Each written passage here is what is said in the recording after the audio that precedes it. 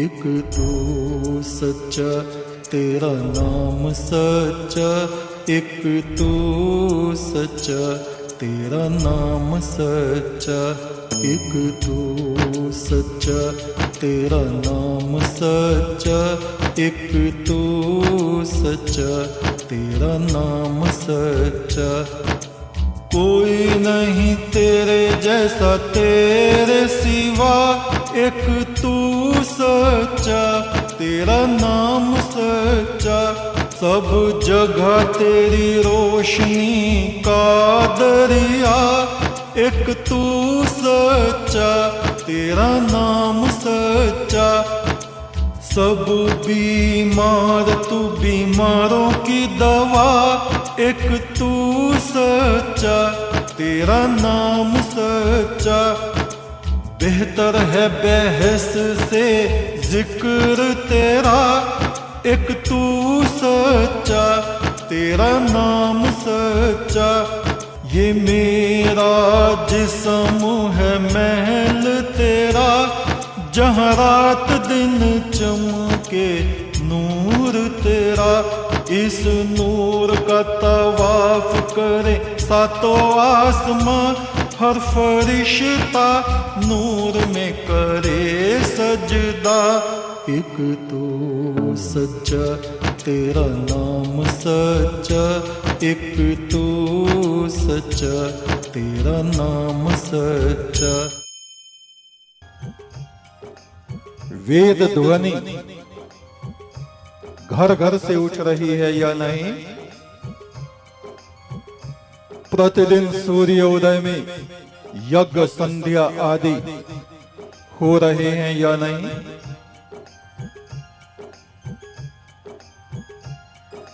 भौतिक व्यवस्था राज्य का शरीर होता है, एक राष्ट्र का शरीर, और धर्म आचरण उच्च विचार ये राष्ट्र की आत्मा होती है।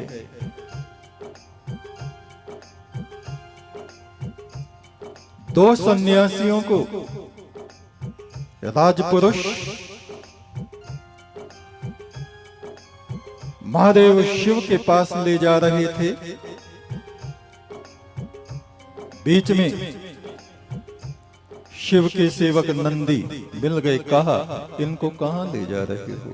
कहा, महादेव के सामने। बोले क्यों? इसलिए कि ये लोग ग्रामवासियों से धन मांग रहे थे। सन्यासी को उचित नहीं है कि वो गृहस्थियों से धन की याचना करे। सन्यासियों के लिए, साधुओं के लिए धन ऐसा कीचड़ है जिसमें वे कूद गए, गंदे हो गए, और फिर जाके स्नान करो, पुण्य कर्म करो, साधना करो, आराधना करो। दूसरों का अन्न और धन खाने से साधु, सन्यासी, ब्राह्मण कीचड़ से सन जाते हैं, अपने तपो बल से गिर जाते हैं। प्राचीन काल से हमारे भारतवर्ष में ऐसी विचारधारा रही और ये सत्य है। किसी के घर में साधु सन्यासी भोजन भी कर लें तो 1000 बार उनको मंत्र जाप करना पड़ता है। प्राचीन काल में, अब तो पता नहीं क्या है क्या नहीं। तो नंदीश्वर ने पूछा, सन्यासियों, क्या ये राजपुरुष ठीक कह रहे हैं?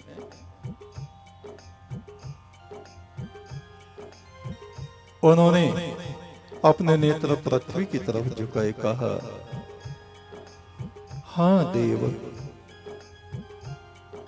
ये सत्य कह रहे हैं। उन्होंने कहा, तुम लोग सन्यासी होते हुए किस लिए द्रव्य मांग रहे हो? कहा, प्रभु, हमें कुछ मजदूरों से अपने झोपड़ी बनवानी है। कहा यह सरासर अत्याचार है, तुम्हें झोपड़ी बनानी है खुद बनाओ, या कुछ दो चार अन्य सन्यासियों को बुला लो, परिश्रम करो, अपना काम खुद करो। यदि महादेव ने सुन लिया तो बिना बात के तुम्हारी प्रताड़ना होगी। और महादेव चलते चलते उधर आ गए। क्या बात है नंदी? कुछ नहीं प्रभु। शिव मुस्कुराए। मैं देखता हूं ये सन्यासी, शिव ने कहा, धर्म आचरण नहीं कर रहे हैं शायद, इनके मुखमंडल निस्तेज लग रहे हैं। नंदी, ये दोनों पिछले जन्म में भी ऐसे ही थे। उत्तम शिष्य वो होता है जो एक बार में गुरु के वचन को हृदय में धारण कर लेता है और जीवन भर उस पर आचरण करता है। मध्यम शिष्य वो होता है, गुरु बार बार कहते हैं, कई कई बार कहते हैं और तब जाके उसको समझ पैदा होती है। बहुत समय बाद धीरे धीरे चलते हुए वे बात को मानते। और जो निकृष्ट शिष्य होते हैं उनको कितना ही कहो वे मानते नहीं, वे हमेशा विपरीत चलते हैं। नंदी, ये दोनों सन्यासी अपने पिछले जन्म में भी ऐसे ही थे, सुनते नहीं थे, मानते नहीं थे। समाज में, संसार में लज्जित अपमानित होते फिरते थे। पिछले जन्म में इन्होंने भूमंडल की दूसरी तरफ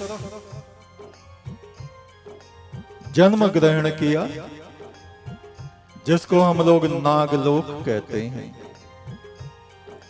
शिव उनके बारे में बता रहे हैं। वहां नाग जाति का साम्राज्य है, उनके महल हैं, वे अनेक अनेक रहस्यमयी विद्याएं जानते हैं। कभी वे देवता जैसे बन जाते हैं, कभी मनुष्य जैसे बन जाते हैं, और कभी रेंगने वाले सांप जैसे बन जाते हैं।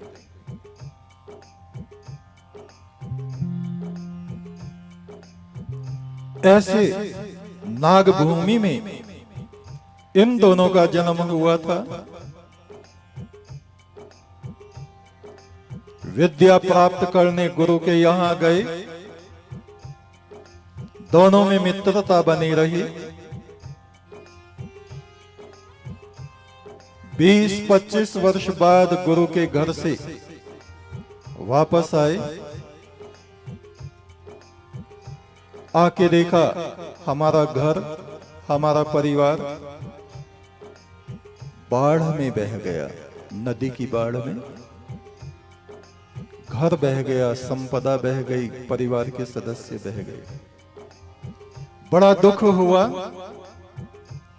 ऋषियों में जाकर के सन्यासी बन गए, वैराग्यवान बन गए।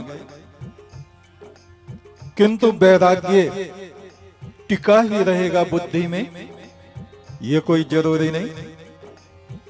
आदमी के विचार प्रतिदिन बदलते रहते हैं। आचार्य के पास जाकर के कई बार इन्होंने निवेदन किया, आचार्य हमें तो ये सन्यास बेकार और बोझ जैसा दिखाई पड़ता है। हम चाहते हैं कि वापस घर गृहस्थी बन जाएं, मनुष्यों के समाज में आम आदमी जैसे रहते हैं वहां चले जाएं। आचार्य ने बहुत समझाया, कहा तुम लोग ईश्वर के सर्वोच्च मार्ग में दीक्षा प्राप्त हो, दीक्षित हो। ऐसा ना करो। सन्यास की परंपरा का अपमान ना करो। किसी तरह मान गए। उनमें एक के पास नागों के राजवंश का एक राजकुमार नागराज उनके प्रेम से खिंच के आने लगा। उन्हीं के साथ रहता, उन्हीं के साथ खाता, उन्हीं के साथ ईश्वर वंदना आराधना करता। उसके राज परिवार में खलबली मच गई। इस राजपुत्र को क्या हो गया है? ये तो सन्यासियों के चक्कर में आ गया है। इसको किसी तरह से वहां से बचाना चाहिए। वहां का नाग राजा बहुत चिंतित हुआ। राजगुरु को उन्होंने बुलाया, कहा ये कैसी विपत्ति आ गई? हमारा राजकुमार उदासीन हो गया है, संसार आचरण उसको खराब लगने लगा है। इस राज्य को कौन संभालेगा? गुरुदेव आप कुछ कीजिए। कहा ठीक है मैं कुछ करता हूं। और वे उन दो सन्यासियों के पास गए राजगुरु। उनके हाव भाव देखे। कहा सन्यासियों, तुम इस राजकुमार को किस लिए अपने मोह में, प्रेम में फंसा रहे हो? उन्होंने कहा कोई किसी को अपने प्रेम में फंसाता है, उसका मन होता है तो हमारे पास आता है, आप मना कर दीजिए। बोले हमारे मना करने से तो वो मानेगा नहीं कि आप लोगों के लिए राज आज्ञा है। क्या? या तो उसके प्रेम बंधन को आप तोड़ दीजिए, अन्यथा आप दोनों को मृत्यु दंड दिया जाएगा। अब वे दोनों सन्यासी बड़े चिंतित हो गए। इस नाग राजकुमार को कैसे रोकें?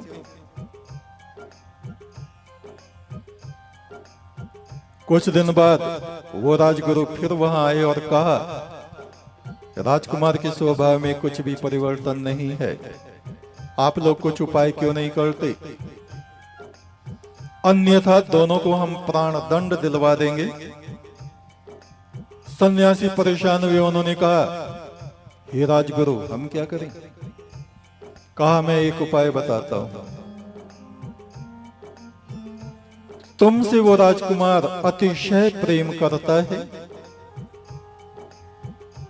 तुम कहना राजकुमार तुम हम मित्र हैं, हमारी मित्रता में तुम क्या दे सकते हो बताओ? और जब वो कहे मैं कुछ भी दे सकता हूं तो कहना तुम हमें अपनी नागमणि दे दो।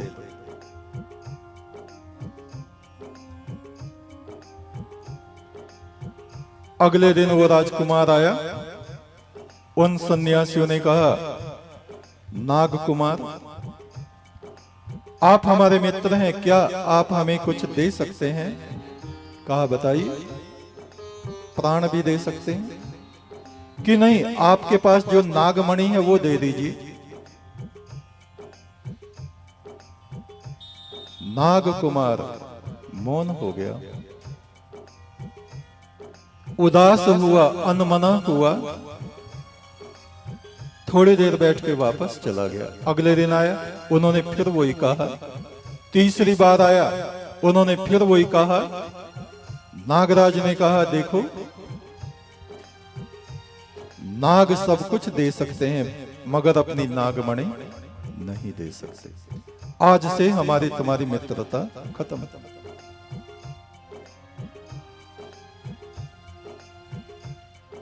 शिव ने कहा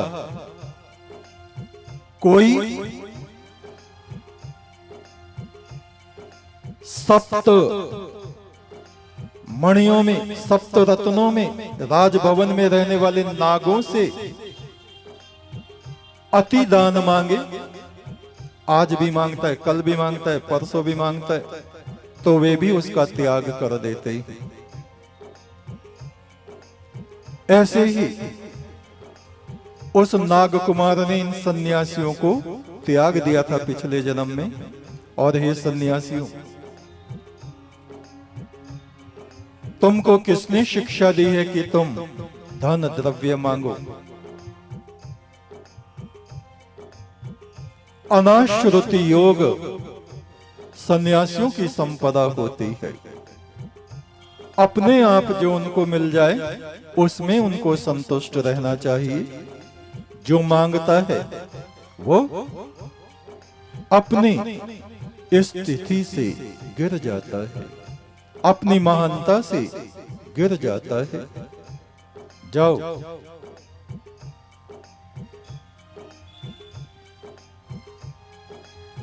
ऐसा कहकर महादेव ने उन सन्यासियों को वापस भेज दिया। नंदी से कहा, नंदी तुम कुछ दिन सन्यासियों में विचरण करो, उनको फिर से धर्म उपदेश करो, हमारी आज्ञाएं उनको सुनाओ। धरती अंबर स्वर्ग सब में है प्रकाश तेरा। धरती अंबर स्वर्ग सब में है प्रकाश तेरा। मेरी आत्मा की खिड़की से तो ही झांकता। मेरी आत्मा की खिड़की से तो ही झांकता। एक तू सच्चा, तेरा नाम सच्चा। एक तू सच्चा, तेरा नाम सच्चा। परमेश्वर तेरा नाम सच्चा। परमेश्वर तेरा नाम सच्चा।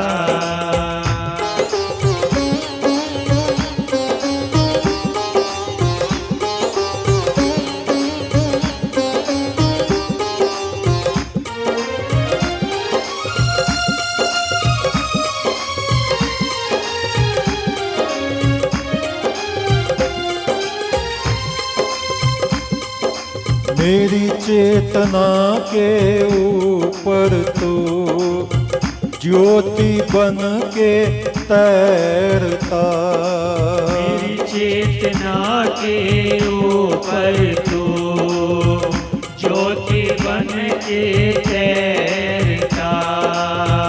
अपनी आत्मा के घर में मैं तुझको निमंत्रण देता।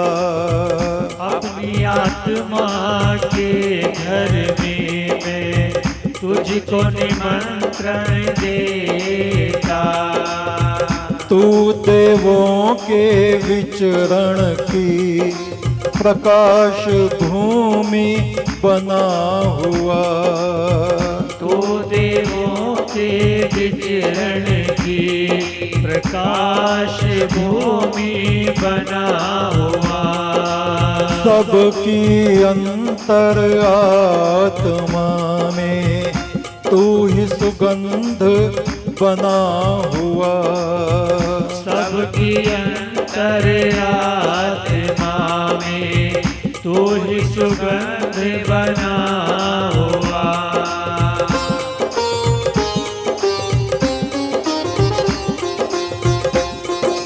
धरती अंबर स्वर्ग सब में है प्रकाश तेरा।